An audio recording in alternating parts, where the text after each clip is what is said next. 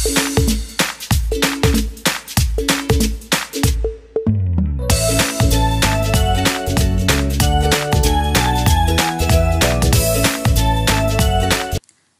बच्चों, मैं आपके नॉलेज सेंटर चैनल में आपका स्वागत करती हूँ।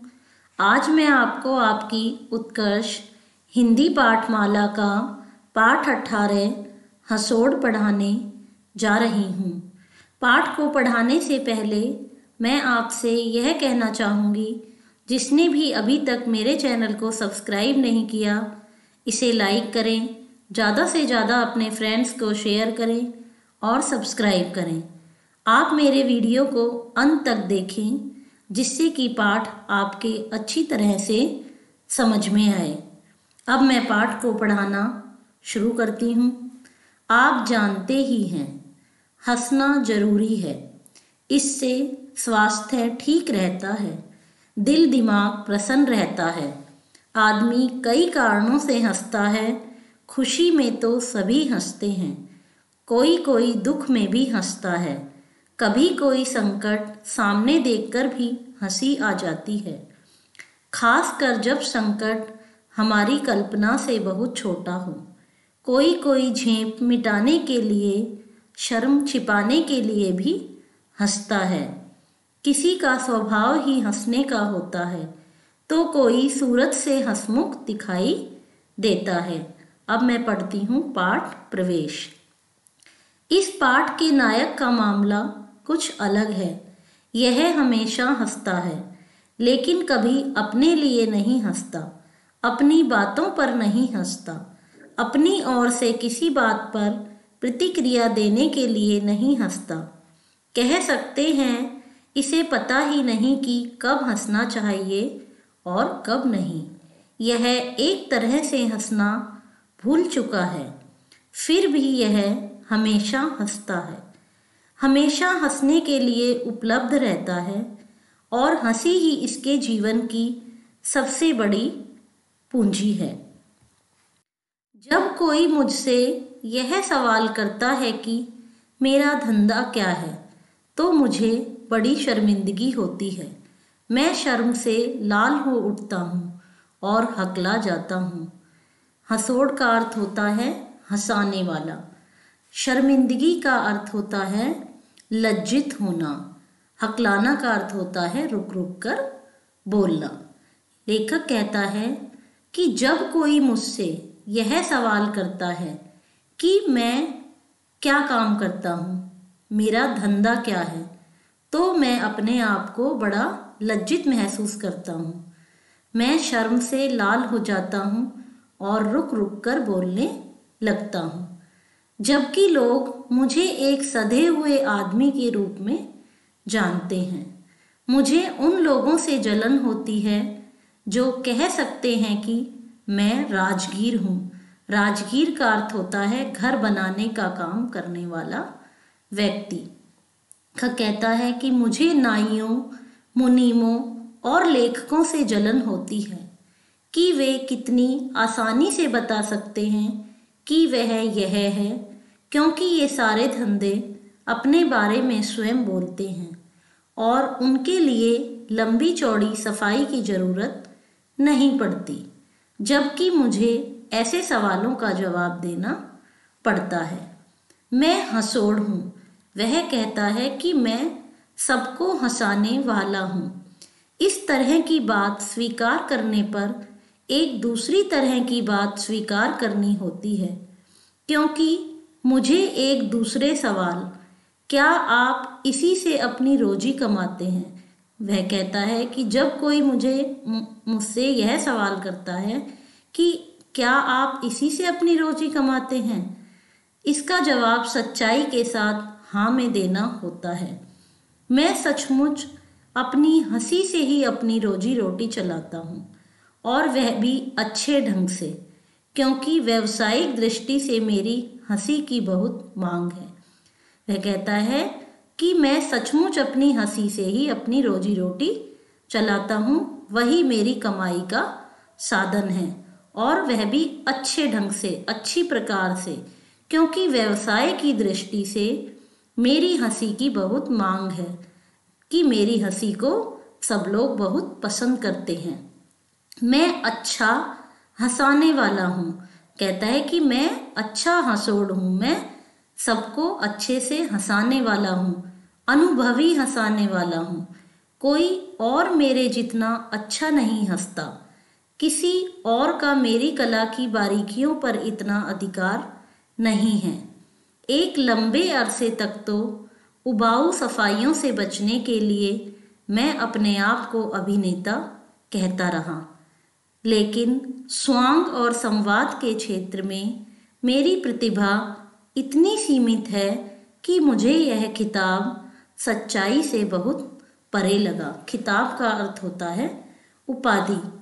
वह कहता है कि एक लंबे समय तक तो इन उबाऊ सफाइयों से बचने के लिए मैं अपने आप को अभिनेता कहता था, लेकिन इन स्वांग और संवाद के क्षेत्र में मेरी प्रतिभा इतनी सीमित है कि मुझे यह उपाधि सच्चाई से बहुत परे लगती है।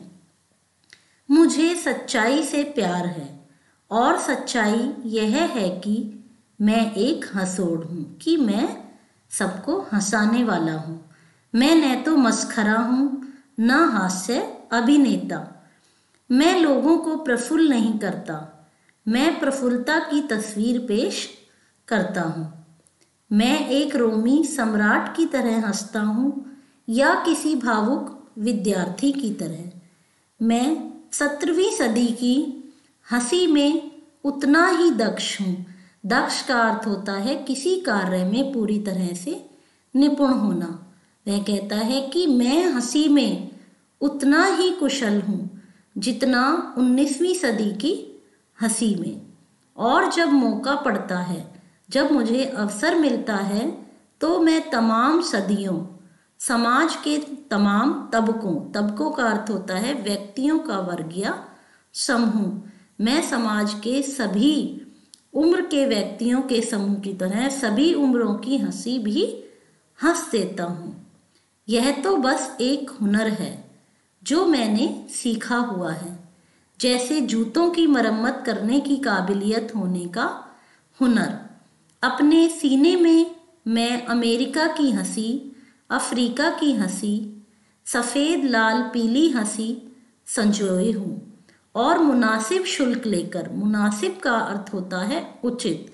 वह कहता है कि और इसके बदले में मैं उचित शुल्क लेकर, उचित फीस लेकर, मैं निर्देशक की जरूरत के हिसाब से इसे बाहर फूटने देता हूँ। मैं उस स्थिति में आ पहुँचा हूँ जहाँ मेरे बिना लोगों का काम नहीं चल सकता। वह कहता है कि मैं उस स्थिति में पहुँच गया हूँ कि जहाँ मेरे बिना लोगों का काम नहीं चल सकता। मैं रिकॉर्डों पर हंसता हूँ, टेप पर हंसता हूँ और टेलीविज़न के निदेशक मेरे साथ आदर का बर्ताव करते हैं। वह मेरे साथ आदर का व्यवहार करते हैं। वह मुझे आदर की दृष्टि से देखते हैं, मेरा रिस्पेक्ट करते हैं। मैं शोक की, मैं दुख की, संकोच की, उन्माद की हंसी हंसता हूँ। उन्माद का अर्थ होता है एक पागलपन, सनक। मैं ट्राम के कंडक्टर की तरह हंसता हूँ या परचूनिए के नौकर की तरह। सुबह की हंसी, शाम की हंसी, रात की हंसी और झुटपुटे की हंसी, मैं ये सभी तरह की हंसी समय के अनुसार हंसता हूँ। संक्षेप में, जहाँ भी और जैसी भी हंसी की ज़रूरत होती है, मैं समय के अनुसार वही हंसी हंसता हूँ। यह बताने की ज़रूरत नहीं कि इस तरह का धंधा उबाऊ होता है, कि इस तरह का व्यवसाय उबाऊ होता है, खास तौर पर जब मैंने ऐसी हंसी में भी महारत हासिल कर ली है। महारत की मैंने ऐसी हंसी में प्रसिद्धि हासिल कर ली है जो दूसरों को छूत की बीमारी की तरह पकड़ती है, और यह मेरी विशेष योग्यता है। इसने मुझे उस स्थिति में पहुंचा दिया है कि तीसरे और चौथे दर्जे के हास्य अभिनेताओं का भी मेरे बिना काम नहीं चलता। वह कहता है कि मैं उस स्थिति में पहुंच गया हूं जहां पर तीसरे और चौथे दर्जे के जो हास्य अभिनेता हैं उनका भी मेरे बिना काम नहीं चलता, जिन्हें यह डर रहता है कि उनके श्रोता, उन्हें सुनने वाले उनकी हंसी वाली पंक्तियों को नहीं पकड़ पाएंगे, और उनका यह डर अकारण बिना किसी वजह का नहीं है। इसलिए मेरी अधिकतर शामें रात्रि क्लबों में एक समझदार पेशेवर हंसोड़ की हैसियत से, हंसाने वाले की हैसियत से कटती हैं। जहाँ मेरा काम होता है, कहाँ पर कि रात्रि क्लबों में वह एक हंसाने वाले की हैसियत से जाता है, और वहाँ पर वो कहता है कि वहाँ पर मेरा काम होता है कार्यक्रम के कमज़ोर हिस्सों के दौरान इस तरह हंसना कि दूसरे लोग भी हंसने लग जाएं। इसमें होशियारी से, बुद्धिमानी से समय चुनना पड़ता है। मेरी दिल खोल ठाकेदार हंसी कि मेरी दिल खोलकर जोर से जो मेरी हंसी है समय से बहुत पहले नहीं निकलनी चाहिए, लेकिन यह समय के बहुत बाद भी नहीं निकलनी चाहिए। यह बिल्कुल ठीक समय पर निकलनी चाहिए।